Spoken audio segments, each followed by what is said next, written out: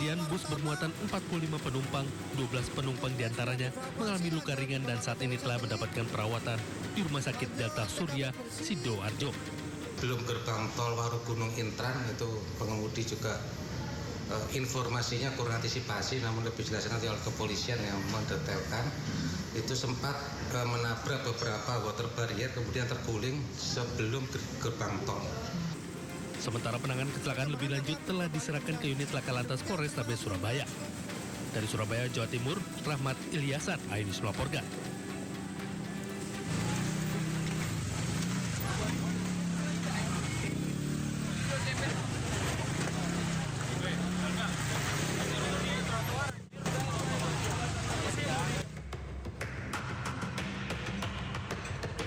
Petugas Satpol PP dan Sudin Perhubungan merazia sejumlah pedagang kaki lima yang berdagang di atas trotoar di kawasan Pecinan Pancoran, Glodok Taman Sari, Jakarta Barat.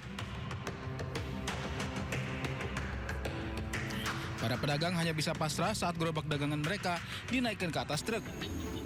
Setelah dirazia, petugas Satpol PP memberi peringatan agar para pedagang tidak berjualan lagi di atas trotoar.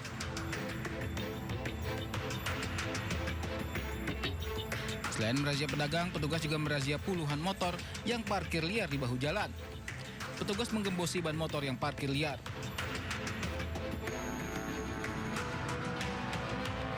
Kebetulan memang ini sudah rutin kita laksanakan, tapi memang kemarin ada laporan juga dari masyarakat terkait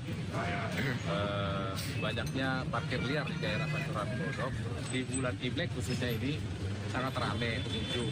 Jadi memang di samping pengunjung ramai sehingga parkiran juga banyak sekali.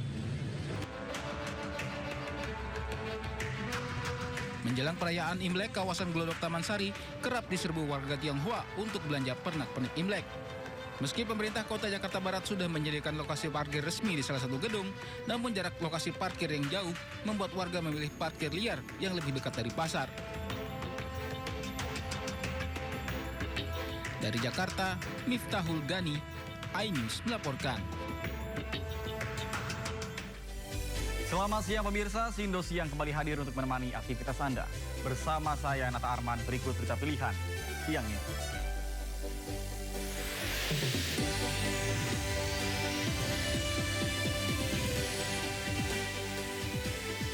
Banjir hingga seatap rumah atau setinggi 2 meter melanda desa Cijayanti, Babakan Madang, Sentul, Bogor, Jawa Barat.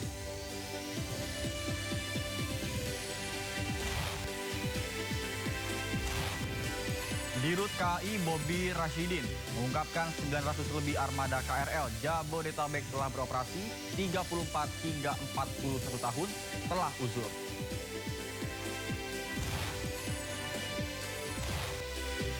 Polemik kepesertaan BPJS Kesehatan PBI, 120.000 peserta direaktivasi otomatis oleh pemerintah.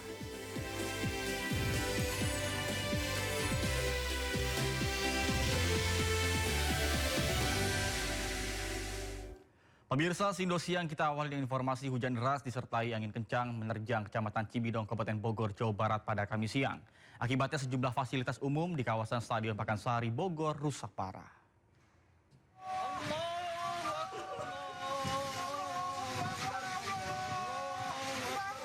Meski tidak memakan korban jiwa, cuaca ekstrim menyebabkan panikan warga serta mengganggu aktivitas di sekitaran kawasan Stadion Pakansari, Bogor, Jawa Barat. Akibat musibah ini, atap Stadion Pakansari Bogor rusak, terutama di pintu 4, 5, dan 6. Dispora Kabupaten Bogor sedang menginventarisir kerusakan pada stadion utama serta venue olahraga lainnya di Kompleks Pakansari. Angin kencang yang menyertai hujan merobohkan banyak pohonan dan juga fasilitas di area stadion.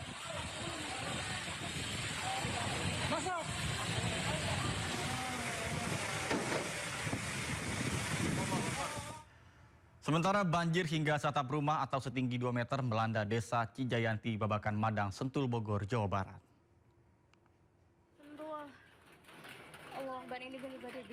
Pemirsa, Kampung Cicerewet, Desa Cijayanti, Kecamatan Babakan Madang dilanda banjir dengan ketinggian air yang cukup dalam, bahkan hampir menyentuh atap rumah warga. Banjir terjadi setelah hujan deras mengguyur wilayah ini. Kayak gini, Cijayanti, ini keadaan rumah di dalam rumah tuh kayak gini. Ini bukan eyang Kondisi ini membuat aktivitas warga menjadi lumpuh total. Sejumlah warga terpaksa mengungsi sementara ke lokasi yang aman dan juga mengamankan barang-barang berharga ke tempat yang lebih tinggi. Sedikitnya 68 kartu keluarga terdampak banjir. Banjir yang menerjang diduga kuat akibat luapan kali Cisarapati yang mengalami penyempitan aliran sungai.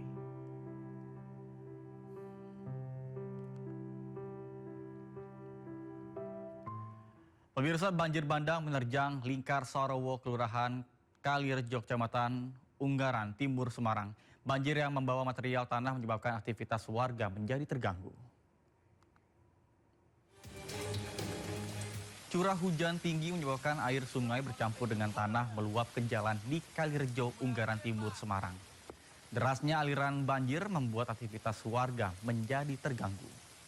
BPBD Kabupaten Semarang turun ke lokasi untuk mengingatkan warga agar berhati-hati ketika melewati aliran banjir.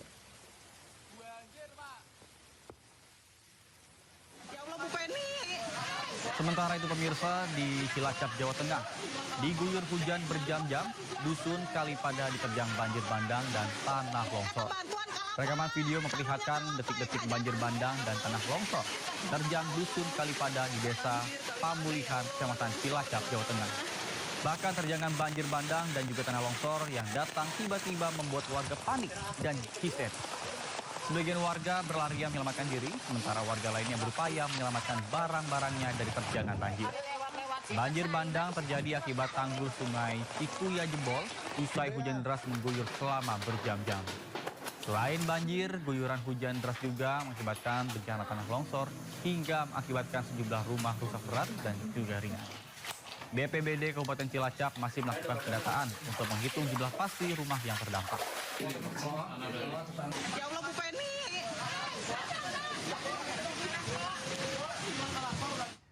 Banjir yang melanda Kelurahan Bonalumban, Kecamatan Tuka, Kabupaten Tapanuli Tengah, Sumatera Utara membuat puluhan warga harus dievakuasi. Personel Satsamapta Polres Tapteng bersama dengan Brimopolda Sumatera Utara menyelamatkan warga dari gereja HKBP Pasir Bidang di Kelurahan Bonalumban. Petugas berhasil mengamankan 8 orang warga dalam kondisi yang sehat dan 1 orang warga dalam kondisi sakit dan tidak sadarkan diri. Warga yang sakit langsung dibawa ke Rumah Sakit Umum Pandan dan juga menggunakan kendaraan dinas Kapolres Tapteng. Sementara itu, tim Gul Bencalanal Sibolga juga mengevakuasi 35 orang warga terdampak banjir di wilayah Tuka. Hingga saat ini kondisi air di wilayah Bonalumban dilaporkan sudah mulai surut. Namun listrik masih padam dan juga ditemukan sejumlah kayu terbawa arus masuk ke pemukiman warga. Saat ini personil Polres Tapanuli Tengah bersama dengan Brimopolda Sumatera Utara masih melakukan patroli dan juga siaga evakuasi di sekitaran wilayah Tuka.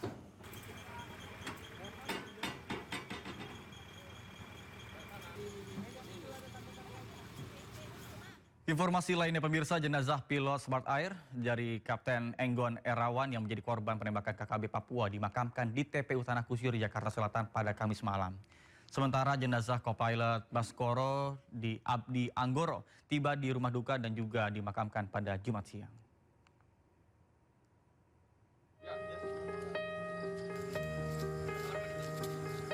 Enggon Erawan, salah satu pilot Smart Air yang tewas akibat kebrutalan kelompok kriminal bersenjata di lapangan terbang Kirawai, Papua Pegunungan, akhirnya dimakamkan pihak keluarga pada Kamis malam.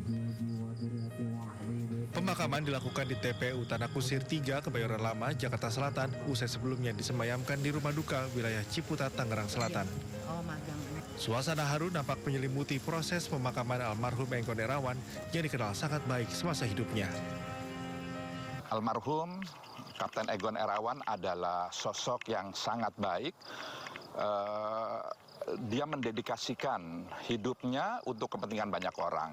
Dan kita sama tahu sebagai pilot, apalagi di daerah pedalaman, di remote area, di pedalaman Papua, adalah pekerjaan yang sebenarnya tidak sederhana. Sementara itu, jenazah kopilot Smart Air Baskoro Adi Anggoro tiba di rumah duka di Kafling DKI, Pondok Bambu, Durensawit, Jakarta Timur pada Kamis malam. Jenazah langsung disambut keluarga yang telah menunggu sejak menerima kabar Baskoro menjadi salah satu korban penembakan kelompok kriminal bersenjata di Papua. Rencananya jenazah Baskoro akan dimakamkan di TPU Pondok Kelapa pada Jumat siang. Diketahui kejadian tragis penembakan pilot dan kopilot Smart Air terjadi pada Rabu kemarin di landasan Korowai, Papua Pegunungan. Evakuasi jenazah 2 korban yang dilakukan pasukan Brimob pun sempat diwarnai kontak tembak dengan KKB. Tim Liputan iNews melaporkan. Ikatan Pilot Indonesia menyampaikan duka mendalam atas gugurnya Kapten Egon Erawan dan Kapten Baskoro usai dibunuh oleh KKB di Bandara Korowai, Batu, Papua Selatan. Ikatan Pilot mengecam dan juga mengutuk keras tragedi penembakan tersebut.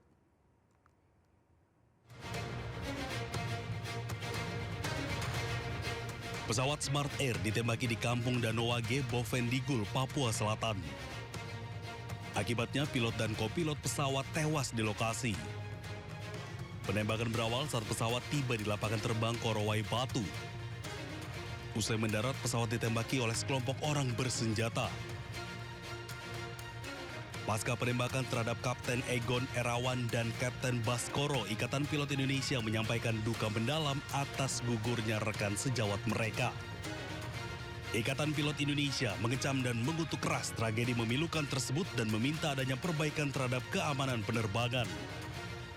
Pilot sebagai pengemban tugas tersebut wajib dilindungi oleh negara dalam melakukan setiap tugasnya, termasuk infrastruktur penerbangan di dalamnya, yaitu bandara yang merupakan objek vital nasional yang harus dilindungi dari segala gangguan keamanan.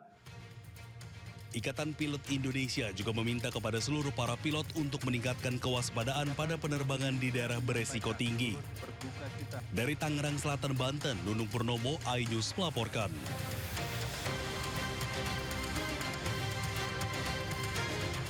Sebelumnya pesawat Smart Air ditembaki di Kampung Danowage, Bovendigul, Papua Selatan. Akibatnya pilot dan co-pilot pesawat tewas di lokasi.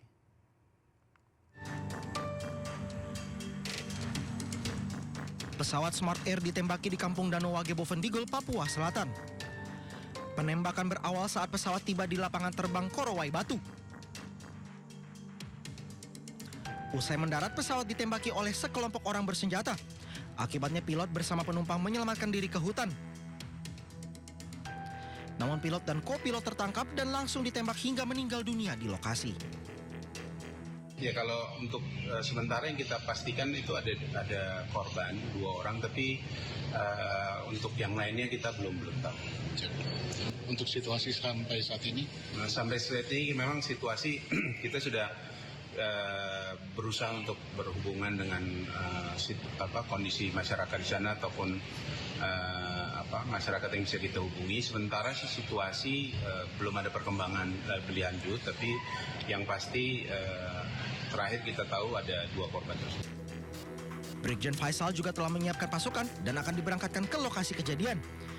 Sementara terkait pelaku penembakan masih dalam penyelidikan. Polemik kepesertaan BPJS Kesehatan PBI sebanyak 120.000 peserta direaktivasi otomatis oleh pemerintah. Sindo Siang akan segera kembali, tetaplah bersama kami.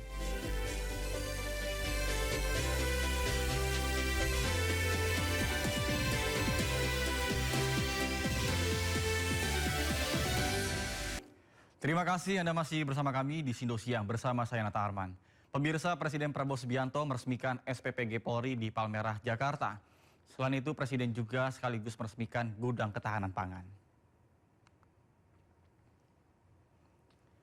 Presiden Prabowo Subianto tiba di SPPG Polri dan gudang ketahanan pangan di Palmerah, Jakarta pukul 9 waktu Indonesia Barat. Kapolri Jenderal Listio Sigit Prabowo mendampingi Presiden Prabowo Subianto. Kemudian agenda utama Presiden yakni meresmikan sebanyak 1.179 SPPG serta 18 gudang ketahanan pangan Polri. Dalam sambutannya, Presiden menyatakan dirinya puas karena salah satu institusi negara ikut berinisiatif untuk mengembangkan SPPG.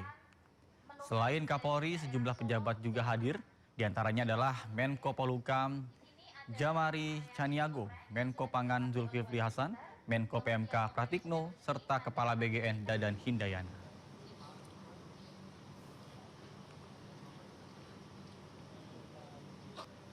Informasi lainnya pemirsa, polemik status kepesertaan BPJS Kesehatan yang tiba-tiba nonaktif picu gelombang protes di masyarakat. Bahkan pemerintah dan BPJS Kesehatan pun pastikan sebanyak 120.000 peserta BPJS kurang mampu dan idap penyakit kronis atau katastrofik akan mendapatkan reaktivasi secara otomatis.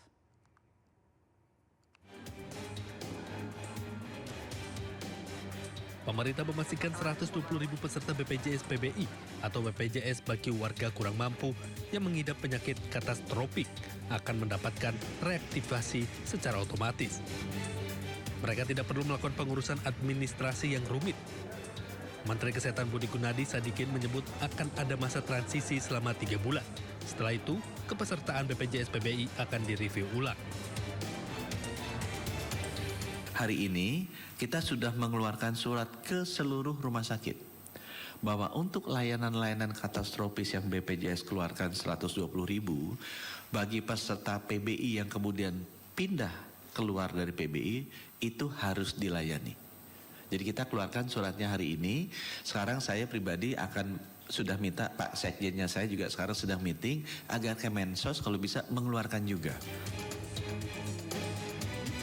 Menkes juga mengungkapkan total tunggakan iuran peserta BPJS Kesehatan mencapai 26,47 triliun. Tunggakan terbanyak dari kategori PBI atau BPJS bagi warga kurang mampu.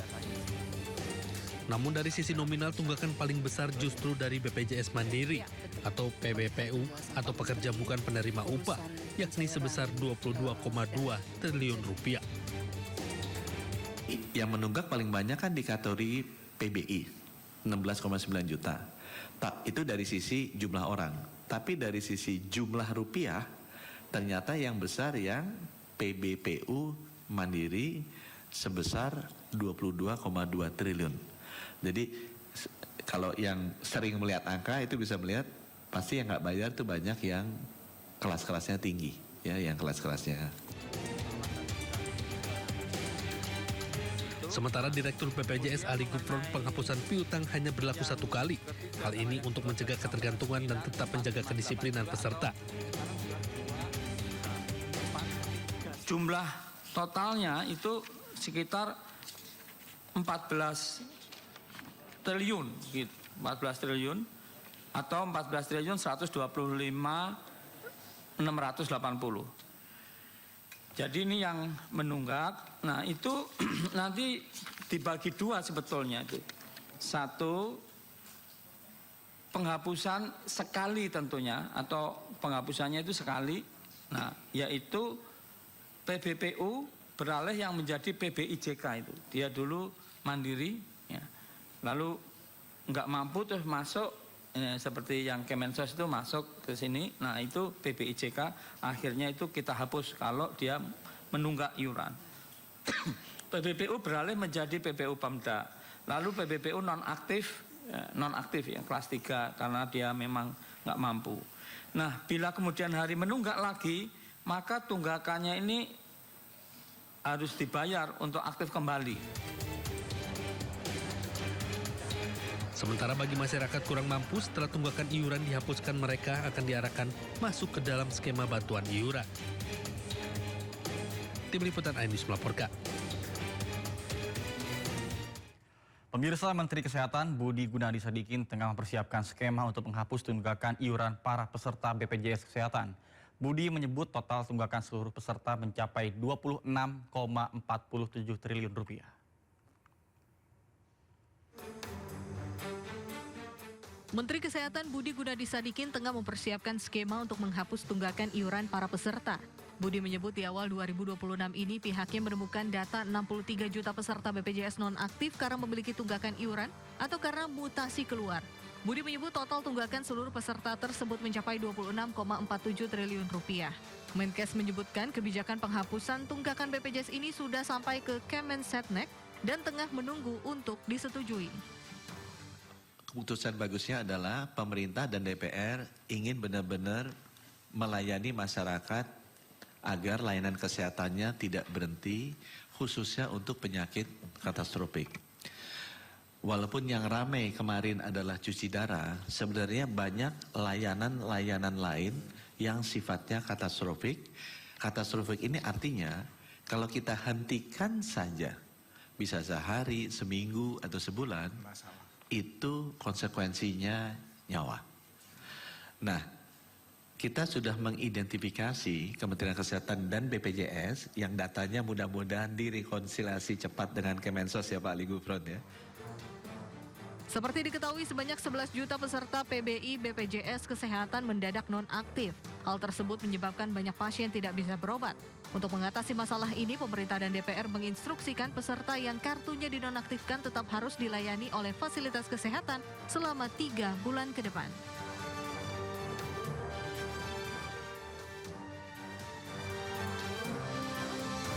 Ya pemirsa, sepekan terakhir publik dikejutkan dengan kabar jutaan kepesertaan PBI yang dinonaktifkan secara mendadak hingga membuat banyak warga miskin terhambat mendapatkan layanan kritis di rumah sakit. Bahkan di tengah upaya pemutakhiran data agar tepat sasaran, muncul pertanyaan, bagaimana nasib mereka yang benar-benar membutuhkan namun terbentur administrasi? Dan siang ini kita akan membahas dan juga evaluasi dan juga solusinya bersama dengan langsung Direktur Utama BPJS Kesehatan, ada Bapak Ali Gufron Mukti. Baik, selamat siang Pak Gufron. Selamat siang Mas Nata Arman. Terima kasih. Kabar baik. Baik, mungkin Pak Gufron bisa menanggapi terkait dengan hebohnya penonaktifan PBI kemarin ini, bagaimana BPJS memastikan bahwa pasien yang tengah dalam kondisi kritis ini tetap bisa dilayani meskipun kartu mereka ini tiba-tiba nonaktif? Iya, jadi untuk diketahui apakah seseorang masih memenuhi syarat PBI atau bukan PBI, kemudian masih didaftarkan apa tidak. Nah, itu tentu bukan wewenang BPJS. BPJS wewenangnya untuk mengeksekusi bahwa yang didaftarkan, diaktifkan, nah itu aktif. Kalau sudah tidak memenuhi syarat PBI dikeluarkan, ya keluar, seperti itu. Nah, yang jelas bahwa mereka yang kemarin istilahnya terkejut barangkali karena membutuhkan pelayanan, yaitu mereka masih mengalami satu penyakit yang berbiaya katastropik. Jadi katastropik itu bukan jenis penyakit tapi biayanya ya, biayanya mahal gitu ya. Contohnya gagal ginjal kronik yang setiap 2 minggu harus 2 kali ya. Setiap seminggu 2 kali dicuci darah. Itu dan yang lain-lain tadi disebutkan oleh Pak Menkes memang awalnya 120.000, setelah dicek akhirnya yang diaktifkan 103.000 karena yang sebagian itu sudah aktif sendiri, ada yang kemudian tidak bisa dikelola atau pindah segmen dan lain sebagainya gitu. Baik, kemudian apa langkah konkret BPJS bersama dengan Kemensos agar proses pembersihan data PBI ke depannya tidak lagi mengorbankan warga miskin yang sedang berobat, Pak? Iya, jadi begini, untuk diketahui menurut Kemensos ya, Kemensos ini. Tapi sekali lagi ya, apakah seseorang memenuhi syarat PBI atau bukan PBI, bukan BPJS ya, tapi kementerian. Nah, dan BPJS ini tidak di bawah sebuah kementerian apapun ya. Jadi BPJS itu langsung di bawah presiden ya. Untuk diketahui bahwa keuangannya kalau BPJS itu sudah menurut saya sejak 2021 ya, meskipun waktu itu cash flow-nya sudah ya mulai membaik, tapi aset netonya masih defisit. Tapi tahun yang sama, di tahun 2021, aset neto sampai sekarang itu positif gitu. Baik, kemudian Pak, tadi Bapak sebutkan bahwa memang untuk soal pendataan dan lain-lain itu urusannya dari Kemensos. Nah, kemudian BPJS itu hanya sebagai pelaksana di bawah Presiden langsung. Nah, apakah dari pihak BPJS sendiri ini tidak ada melakukan cross-check cross-check ketika mendapatkan data dari Kemensos begitu di lapangan seperti apa untuk penerimanya? Apakah benar-benar memang ini penerima yang harus mendapatkan BPJS PBI gitu? Jadi sekarang ini ada lebih kurang sekitar 150 juta orang ya yang iurannya itu dibayari oleh pemerintah atau sebagian ya. Itu sebagian besar itu dibiayai atau sebagian dibiayai oleh pemerintah. Itu yang jelas itu 96,8 juta ya, artinya hampir 100 juta dan 47 juta itu semuanya dibiayai ya, baik pemerintah pusat, pemerintah daerah. Pemerintah pusat untuk PBI 96,8, yang pemerintah daerah, PBPU, Pemda ya itu 47 juta. Jadi harus disadari dulu ya, hampir 150 plus 12 juta itu yang dibantu 7.000, yang bersangkutan bayar 35.000 gitu ya. Karena biayanya itu per orang minimal itu 42.000 per orang per bulan gitu. Jadi ini disadari dulu ada 150-an juta orang loh ya dari seluruh peserta itu yang dibiayai baik pemerintah pusat, pemerintah daerah gitu. Nah, yang dibiayai itu kadang-kadang menurut Kemensos ya itu kurang tepat sasaran angkanya, makanya ada yang tidak diaktifkan, tetapi tentu lebih bagus nanya ke Kemensos. Tapi dari BPJS itu tentu kita memvalidasi, melakukan cek dan lain sebagainya. Nah, jumlahnya itu hampir sama. Sebelum dan sesudah diaktifkan itu cuma diganti orang aja. Karena menurut Kemensos ada sekitar 54 juta orang yang harusnya berhak PBI atau paling tidak desilnya itu 1 sampai 5 itu belum masuk ya. Belum masuk PBI gitu. Baik. Kalau kita menilik dari kasus yang kemarin, apa kendala yang paling mendasar nih yang Bapak lihat dalam sinkronisasi data peserta agar tidak ada lagi yang tercecer seperti yang kemarin? Iya, itu karena mendadak ya. Jadi dari gini, tanggal 22 Januari itu kan dari Kemensos, lalu ke Kemenkes dulu. Karena anggarannya itu di Kemenkes ya. Nah, Kemenkes lalu mendaftarkan peserta ya, bukan menonaktifkan tapi mendaftarkan peserta. Ini loh jumlahnya itu 95 juta lebih ya. Ke BPJS ya, diberikan waktu 3 hari ya. Jadi 3 hari sudah harus aktif gitu. Sudah nonaktif kalau yang dinonaktifkan. Tapi yang sebelumnya itu tidak masuk PBI kemudian dimasukkan untuk mengganti tadi yang dianggap lebih tepat itu harus sudah selesai gitu dalam 3 hari seluruh Indonesia gitu. Baik, kemudian terkait dengan sistem kelas rawat inap standar atau KRIS, apa jaminan Bapak bahwa standarisasi ini tidak akan mengurangi akses tempat tidur bagi warga ex-PBI? Nah, itu kalau KRIS ini kan memang leading sektornya di Kemenkes ya. Jadi lebih bagus ditanyakan kepada Kemenkes, tapi intinya itu mau meningkatkan mutu gitu.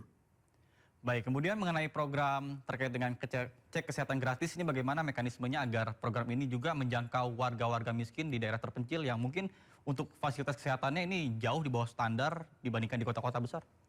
Ya, jadi gini, orang banyak tidak tahu ya. Jadi BPJS itu menanganinya demand side, bukan supply side. Yang Anda tanyakan itu adalah supply side, itu bukan tanggung jawab dan urusannya BPJS sebetulnya. Nah, jadi bisa ditanyakan ya tanggung jawab itu baik pemerintah pusat maupun pemerintah daerah untuk supply side. Supply side itu umpamanya vaskesnya tadi, dokternya, kemudian obatnya, kemudian alat kesehatannya atau alat kedokteran kayak gitu. Kalau BPJS itu menjamin bahwa setiap orang itu bisa dapat akses ya pelayanan tanpa kesulitan pembiayaan gitu. Oke, kemudian kemarin juga sempat ramai yang mana ketika kemarin sempat nonaktif ini banyaknya juga dari pihak rumah sakit juga bingung terkait dengan apakah nantinya ini akan dibayarkan oleh BPJS karena mengingat statusnya itu adalah nonaktif atau justru dikhawatirkan rumah sakit itu sendiri akan nombok kan begitu. Nah, mungkin tanggapan Bapak terkait dengan hal tersebut nanti ke depannya ketika ada kasus serupa yang terjadi, apa langkah yang harus dilakukan?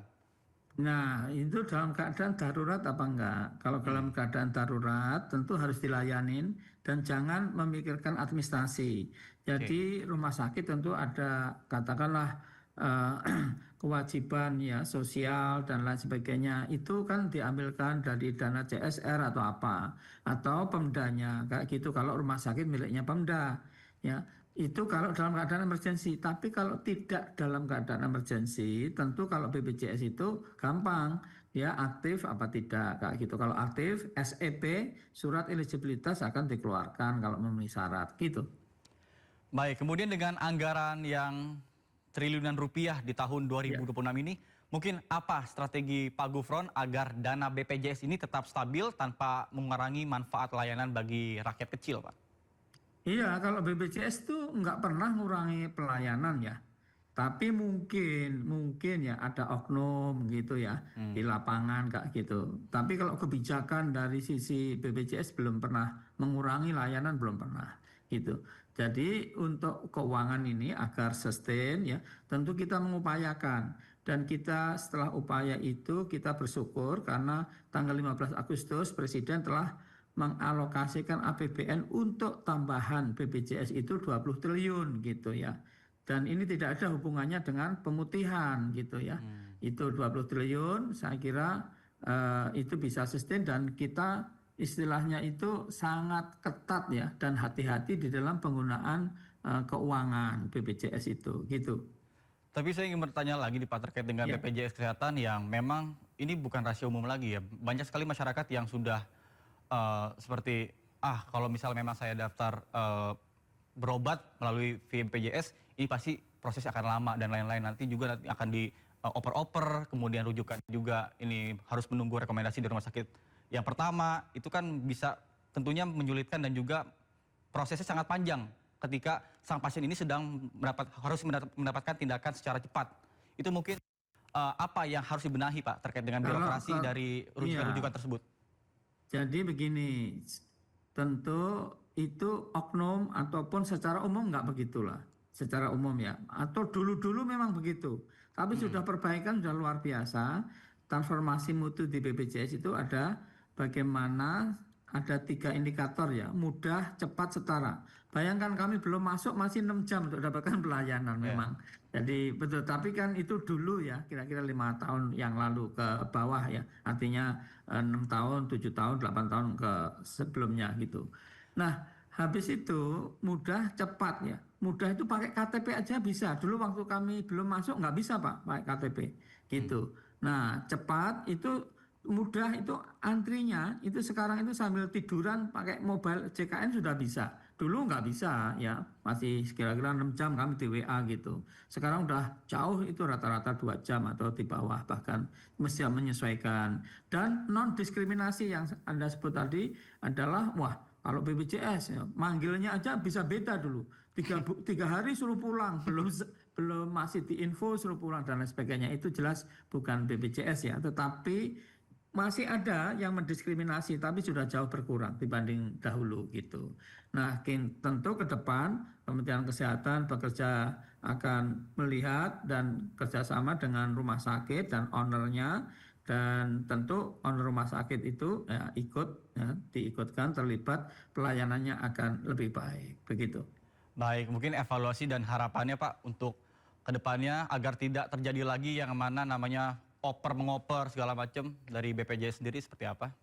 Iya, kalau BPJS itu selalu memberikan orang itu bisa komplain di care center, bahkan di BPJS 1 ya, rumah sakit itu ada nama, ada nomornya, ada katakanlah fotonya. Kalau itu dihubungin ya di tempat strategis di rumah sakit bisa lapor. Bahkan PIPP kita punya untuk orang komplain ya, bahkan memberikan ini bintang ya. Bintang 1 sampai 5 bukan bintang 7. Bintang 7 dikira pusing ya. Maksimum bintang 5 gitu kalau bagus gitu ya. Kalau dianggap kurang merasa dibedakan atau perawatnya cerewet segala macam masukkan ke situ. Tapi juga bisa komplain di care center 165. Bisa juga ya di WA 08118105 begitu. Dan kami capture ya seluruh kinerja. Kalau rumah sakitnya banyak komplain, nah kami ke rumah sakit itu. Ini banyak komplain Anda kayak gitu, perbaiki ini kayak gitu. Itu kalau terus begitu jelek ya tentu kita putus gitu.